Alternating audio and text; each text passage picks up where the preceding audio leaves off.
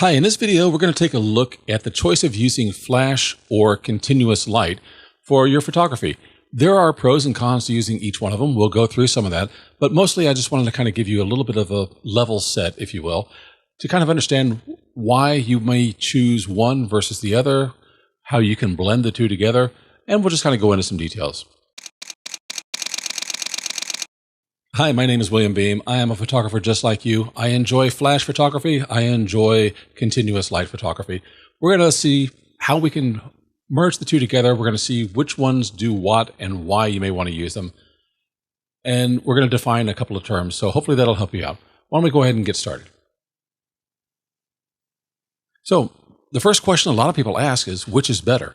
And we're going to answer that question, but after we go through just a little bit more detail. So if you want to think about, is flash better or is continuous light better? I don't know of much of anything that creates more arguments among photographers in various communities, groups, online, even in person sometimes. So it's kind of a hot topic for a lot of photographers. And if you're just starting out with photography, don't worry, we'll try to clear things up here. So here's what you get with flash. It is nothing more than a burst of white light. It has a very short duration. It's easily portable. You can fit a flash in your pocket, you can put it in your camera bag, or you can get some larger lights. And there are a plethora of light modifiers. And light modifiers are ways that you can change some of the characteristics of light. Now, on the other hand, continuous light, it's always on. In other words, you don't have to wait for a flash to recycle. You can keep on snapping photos as fast as you can hit the shutter button, or you can do a continuous burst, which is something that you can't do with flash. It's not quite as powerful as flash, and that means that you may have to raise your ISO, or you may need to do something else like put it on a tripod to deal with a slower shutter speed. It is great for video. I am under continuous light right now. I have a pair of LED panels with a softbox on each one of them, blasting down from my wall. So when I come back on screen, that's continuous light, just as you would expect. You imagine if I try to do video with flash. Continuous light may be less portable than flash, and I'm thinking of that in case you need to bring a continuous light someplace to use on a set, on a location. If you're dealing with the ambient light that's available, whether it's from sunlight or a lamp in a room or whatever lighting condition is available, then you don't have to worry about carrying it. But you do have to worry about when it is available. There are different exposure equations depending upon whether you're using continuous light or whether you're using flash. So let me show you the basic one. You've probably seen this before. It's called the exposure triangle. There are three variables that you can tweak to get what's called a correct exposure. You can change your shutter speed, you can change your aperture, you can change your ISO. With continuous light, this is all that you need to worry about. Now keep in mind, it depends on the volume of light or the quantity of light that you have as to how this works out. So you may have to bump up your ISO using some continuous lights in order to get a shutter speed that's fast enough that you don't get motion blur. You may have to open up your aperture very wide, which means that you're going to have a blurry background, which could be desirable in some cases, or in other cases not so desirable. These are, think of them like cantilevers. You can move them in different positions to get the same exposure, but the result of your photo may not be what you want if you don't have enough light or if you have too much light. If you add flash, those three variables that you're just looking at still play because your background or the ambient exposure depends upon those. But there are two other variables. So you have flash power. In other words, how much light can you add? Do you just want a little kiss of light from a low power, or do you need a lot of light when you kick this thing up high?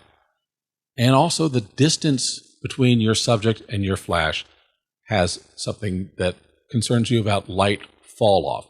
So the closer you get it to your subject, then the more powerful light you can have. The further away from your subject, it kind of bleeds power exponentially almost. And we'll talk about that a little bit too. The nice thing about adding flash and your ambient exposure is that you can separate the exposure. So in other words, you can set your exposure triangle for the background of your scene, and then you can light your subject separately. The other part about that that's nice, is that you can add multiple flashes. So that's a kind of a nice little thing to change things up. So let's go in and take a look. What is continuous light? Obviously, the sun. As long as it's up, you have continuous light. If you're in a room and you're getting window light or you've got clear doors coming in, you can see that you can get some very beautiful light that is available to you. So it's just really nice. It's soft. It's diffused. It depends upon, the window, the door that you get, but you can get some really nice options without having to set up a flash or a softbox or any equipment like that. And of course, electrical lights inside the house can give you some nice light too. And it depends on where you put them and how you use them. There's also different characteristics of light. They're going to depend upon what colors you want and how far they go, where you place them. But this is also continuous light. Now, if you can see this little dome over here, this is kind of a popular thing for continuous light. It's a nice softbox. You've got a continuous light source back there. And a lot of videographers like using something like this. It gives them a nice continuous light for video. You can also use this for still photography. And the nice part about it is you know how your exposure is going to look. If you can see it with your eye and you've got the lighting adjusted just right, you can say, okay, that's what my photograph is going to look like. I don't have to worry about taking a picture with a flash and then going back and look and say, did I get too much or too little? The highlights and shadows are going to appear normally. So again, that's with the quantity of light and also how hard or soft it is. You can take a look and see, did I get harsh light? Did I get soft light? Did I get too much highlight where something is blown out? Or do I not have enough light where things are too dark? When you just look at it with the light on, you know. The color of light is consistent. The amount of light is consistent. The direction of light is consistent. And so is the quality. And the quality, again, refers to, do I have harsh shadows or do I have soft shadows? The nice part about it is you can still manipulate the light. And that's what this softbox is. It is manipulating the light coming out of that little tool on top of the light stand, and it's making it softer and more directional.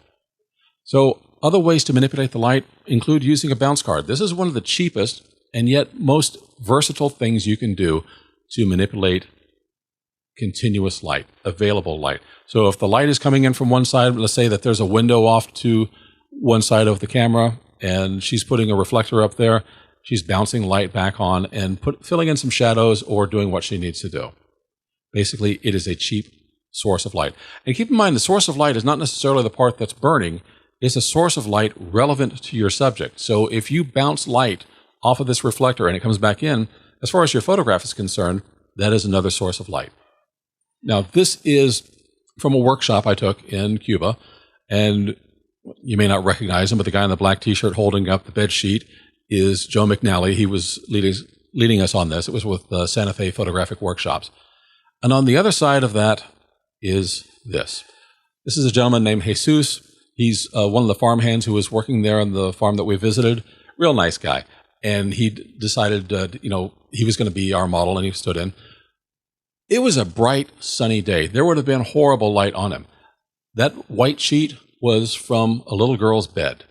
And they picked that up, brought it in very close to him. It is just out of frame on the shot. And the photo almost glows. It is soft, diffused, it is easygoing. There's a little bit of a highlight, I think, above his eyebrow, but that's okay. You want some highlights, you want some shadows, but this is something that shows that you can do some modification to existing light with something as simple as holding up a little girl's bed sheet. This is also at the same place, and the light that you see on his face is coming in from a window. As a matter of fact, he's sitting on that little girl's bed inside of a wooden building. I was outside shooting through the window, and that was the kind of light that we got. And you can also see there's a lot of light fall off. I'm exposing for him, and the light that's coming in to the naked eye is kind of lighting up the entire room. Not brightly, but it's lighting up the entire room. But depending upon my exposure triangle settings, I could make the light go just the way I wanted to. So don't believe for a moment that you cannot work with and manipulate available or continuous light to get some very interesting and dramatic looks. Now, there are some issues that you may want to consider with continuous light. So this photograph right here, for example, is one that was taken at a photo conference using continuous light from Westcott. And I had to shoot this at 1600 ISO just to get a shutter speed fast enough that she wasn't going to blur out. And if you look closely, you might be able to tell. I'll have another photo after this of her. The the problem with shooting at a higher ISO is you end up getting noise. So you've got a choice. If you shoot at high ISO, I was still getting a low shutter speed, and I had to crank it up even higher to get a usable shutter speed. And that makes it hard to handhold your photos. If you don't have a good enough shutter speed, then you may end up having to use a tripod. So this was handheld, and that's why I went up as high as ISO 1600. I've shot higher before, but usually that's kind of in a different environment than this. So this is another photograph of her, and I don't know if you can see on the video or not, but I can see it clearly here on my monitor. If I look at her teeth, her lips, and her skin, there's noise in there. And that's after I've done some processing to remove the noise. It just doesn't give you as good of a clear, sharp photo if you're working with continuous lights and you don't have enough and you have to crank up your ISO. This is a case where flash might be better. And you might be asking, well, why don't you just turn up the continuous light more? Well, the simple reason is it's always on, and you're going to blind your subject if you're dealing with a person. And that's why. And some of these products, like the Westcott product that was being used here, don't go any higher. Sometimes you reach your maximum, and you either have to say, can I get more light out of it? No. Then you may need to add another light, which is expensive. Or you may run into a problem where you end up blinding your subject because it's hard for them to look into that bright light. Whereas with a flash, it's only there for a millisecond, and it doesn't really bother anybody. So let's go ahead with what is a flash. And again, this is a photograph taken with flash inside of a gym environment. And as I said, it's a brief duration of light. It doesn't really bother you. You might see it pop, but you kind of don't really, you don't cringe from it because there's not a constant beam of light going into your eyes. You can freeze motion. That's because the flash duration is very short. And it depends on which flash you have, what power setting you have, but we'll go into that in a moment too. And this is the part that I like about flash. You're going to have multiple light sources by adding more flashes. So you can tell, obviously, we have flash on his face. If you look on his shoulders, we've got flashes to either side, giving him a little bit of rim lighting. And in the background, you see that we put a blue gel on to give a little color to separate him from the background. So 4 or 5 flashes might seem like a lot, but you can also do a lot with it. And you don't have to get big, expensive flashes to do this. It's easily modified. As you can tell, we've got soft boxes here, we've got gels here.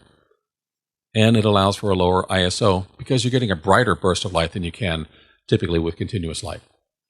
So we talked about flash duration. There's 2 numbers that you're going to see is T.1 and T.5, or sometimes you just see them as T1 and T5. You really only have to worry about one of them. So the T.5 time means this is how long it takes to get 50% of the flash duration out. The reason that you don't really have to worry about this is because you've only got halfway there. There's still another 50% of the light to come out, and whatever time that takes, which if it takes too long, gives room for blur or from motion inside of your photograph. The one you want to look at is T.1. 90% of the flash duration is done.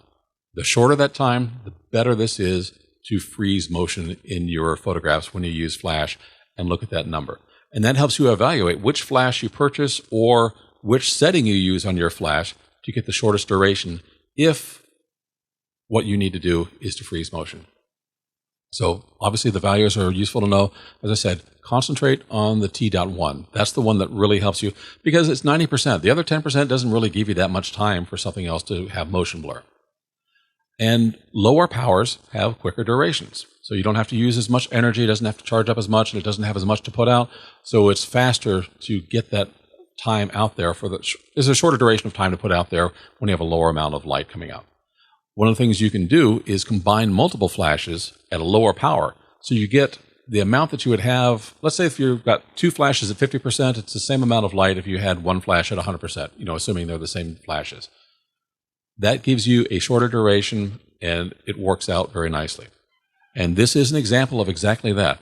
So the idea with this one is there's a mountain biker who's in a jungle. He's racing down the hill. I have a very slow shutter speed on my camera, and I am panning with him. And you can see there's a lot of motion blur in there. But there are 2 flashes firing in his direction, and that's how we can see his face. Otherwise, it would be just as blurry as everything else. So the idea was we can lock onto his face, we can see him, that's clear, that's sharp, because of the flash with a short duration, And also because we use 2 flashes at a shorter, or lower power, that we get him. And the rest of it is just all pure motion. Everything's moving. Now, there's a little exception to this one shot. You can see some branches in there that aren't moving. Pick your background carefully, but that is the idea. Is like you can use flash to get some sharpness on your subject and let everything else with a slow shutter speed and panning movement give you some motion blur. You can't do that with continuous light. This is a simple example. It's a one light shot of a model who is jumping, and again, the flash is short enough duration that I can light her and we can freeze her in motion. So that way we don't have to worry about her hair blurring her face or even her shoes back there. Sometimes when you get motion, pay attention to the feet and the shoes. Those end up being blurry because they're probably kicking more as the model is jumping. Just something to pay attention to. Now, so we've got some advantages with flash. It works when you're ready. My wife loves to do available light photography. And in order to do that, she's got to do it when the sun is up. She used to do it outside, and then the wind would come, and that would screw things up for her. Now she does it on the kitchen table, and the light coming from the sun through the window is beautiful at a certain time of day. You can't do it at night if you're working with that kind of available light. The lights overhead in the kitchen just aren't good for the photography she wants because the direction of light is really important as well. So flash, you can put it where you want. You can use it any time of day or night that you want to. It's easy to change the direction of light. So if you don't want overhead light from your kitchen ceiling, you can't really take that down and move it very easily. A flash, you can move easily. What about the window? Well, wrong time of day, but I need to take the pictures now? No worries. You can set up a flash in a softbox or whatever light modifier you need where you need it. It's easy to add more light sources. I think photographs that have more than one light source have a potential to be interesting because you can use light to add character to your photo, particularly like the shot we saw using a gel. That blue gel on the background was far more interesting and complementary to the subject than what we had with just the ugly gem background. You can change the quality and the quantity of light. So in this case, we're talking about the quantity. In other words, do you have too much light? Do you have not enough light? You know what? A couple settings on a flash, or more likely these days, you've got a controller that's right on top of your camera. You can just dial the flash up and down without having to go over to a light stand. And as I said, it's easy to modify. There are a ton of light modifiers, softboxes, beauty dishes, reflectors, little plastic Tupperware things that go on top that can spread the light all over the place. And the gels that I mentioned before, there are just so many options to modify light coming from a flash. And of course, flash freezes motion. Continuous light doesn't freeze anything. You've got to have enough light that you can have a fast enough shutter speed to freeze motion. And then you don't have the option of quite panning the way I was showing. So you don't have a combination because you're not using two sources of light, one fast and one slow. So in this case, flash is your friend if you really need to freeze motion, which is what I'm doing here as she's twirling around. So a couple of examples of flash. This one obviously is a beauty shot. You can see the lights in her eyes. There's something a little bit high, there's something a little bit low, so I'm doing kind of a clamshell lighting on her. But also behind her, that is another softbox. It's just a very big one that's giving me the white background. So I've got 3 flashes in this one shot. This one is also 2 flashes. So there's one coming in a softbox, but if you look in his lower eye, you can see there's a light source there. What happened is we've got a reflector on the bottom. We're shooting a flash straight down, and it's bouncing up to give a little bit of fill on the bottom of his face. And also because of that helmet would kind of block some light on his eyes, I needed that fill flash. So it's kind of like a clamshell lighting, and just clamshell on the go. And this one is also another example. You can see on her shoulders, there's a little bit of rim lighting, and we've just got a beautiful light coming into her from above. So using multiple flashes helps separate your subject sometimes from the background and just putting the light where you want it.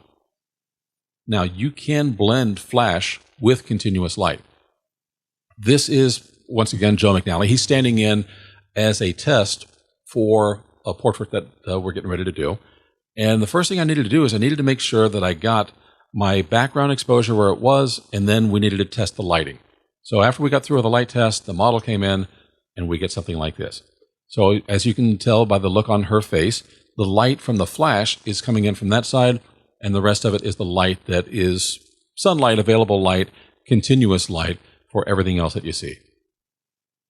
Again, There's another situation where we've got the sun is fading behind us. We've got these little flambeaux that are burning brightly. There's a couple of flashes underneath that little shack, and that's what's giving us the glow on the end of those fronds. And then, of course, we've got a light on her, and that's coming from flash. You can eliminate continuous light for flash, and this is something I've done. So let me give you an example of this. This is a shot with flash on the subject, but you can see there's enough available light, and you look in the background, and it just is not interesting. So what do? I could do a lot of post-processing, or I could stop down my light so I don't have much ambient light coming in there, and then I'm just lighting her. It was a way of isolating her as a subject and getting rid of all of that ugly background. So which is better? Is it going to be flash or is it going to be continuous light? Neither one. I love them both. You can use both of them. And there are circumstances where you want to use one over the other. So for example, this is in Las Vegas. I'm not going to put a flash on all those different parts of the building. It's lit up. It's beautiful light. This is a case where you need a tripod, and then you just let the exposure build up. This is also available light. I'm in this lady's kitchen in Havana, and there's a window off to the side that's lighting everything up. It was perfect for this scene. I could have done a lot of work with some flashes trying to replicate that light, but why bother? The light was already there. It showed the character of the kitchen, and this is where she lives. It was perfect light for this situation. And this, of course, is just another outside shot. We had a nice, wonderful, kind of semi-cloudy day, so I didn't have too many harsh lights on her and harsh shadows. Everything was just kind of under a nice soft cloud. So it was perfect to go with available light for this shot. This is one that's all flash, and it's kind of the same thing. The background of this is a hotel room, not a hotel room, but a conference room in a hotel. And that wood that she's leaning back on is actually a lamp. It had that kind of, somebody made that lamp out of a tree stump someplace. But if you look closely down on the bottom, you might see a little line between her and the wood. She's on a tile floor. But taking the shot this way, you kind of concentrate on her, and you can isolate your subject and get rid of all the distractions and junk in the back of your scene. This one is a garage. We didn't have good lighting, so I just put my flash up. I put a little bit of it's called color temperature orange, a half cut of color temperature orange, to make the flash a little bit warmer, to look like sunlight was coming through. And that's how you get the warm look on her skin. This one, again, is another beauty shot, and it's the same kind of thing as the one I showed you before. You can see the highlights in her eyes, those little catch lights. It is, again, a clamshell look and another big softbox behind her. The last thing I want to leave you with is all light is natural. That's because it's all the same thing. It's not that sunlight is better than flash. There's no such thing as artificial light. Every bit of light that we have comes from the same process. It is nothing more than electromagnetic radiation within the visual spectrum. It doesn't matter if it comes from a flash or the sun or a lamp. All light is natural. I hope this was helpful to you. If you have any questions about using light, whether it's from flash or continuous light sources, or if you need to blend them together, please let me know in the comments. And after you've seen this, let me know. Do you have a preference still for using one or the other, continuous light or flash? I'd really like to know what it is you're doing and why. And if you have any questions for me, thanks so much. If this was useful for you, please go ahead and click the like button. That tells YouTube that somebody liked this, and they'll share it with more people, and that helps the channel out a little bit. Thank you very much. I'll see you in the next video.